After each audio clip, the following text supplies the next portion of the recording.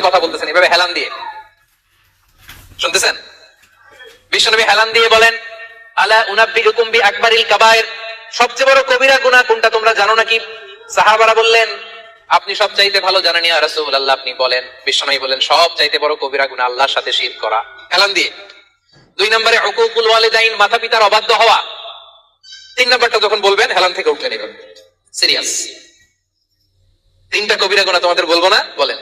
2টা বলছে হেলান দিয়ে, একটা হচ্ছে আল্লাহর সাথে শিরক করা, 2 নম্বর হচ্ছে মাতা পিতার অবাধ্য হওয়া। 3 নম্বরটা যখন বলবেন, ওয়াকানা মুত্তাকিয়ান, তিনি হেলান দেওয়া ছিলেন, ফাজালাসা, সিরিয়াস হয়ে বসলেন। এরপরে বললেন, আলা ওয়া কওলু যুর, আলা ওয়া শাহাদাতু যুর, সাবধান, মিথ্যা বলো না, মিথ্যা সাক্ষী দিও না, মিথ্যা সাক্ষী দিও না, মিথ্যা সাক্ষী দিও না। বিষ্ণু বলতেই লাগলেন, বলতেই লাগলেন, কতবার যে বলছেন তার কোনো হিসাব নাই। সুবহানাল্লাহ, সিরিয়াস, খুবই সিরিয়াস। কারণ মিথ্যা সাক্ষী সমাজে বাতিলকে প্রতিষ্ঠিত করে, জালিমকে প্রতিষ্ঠিত করে।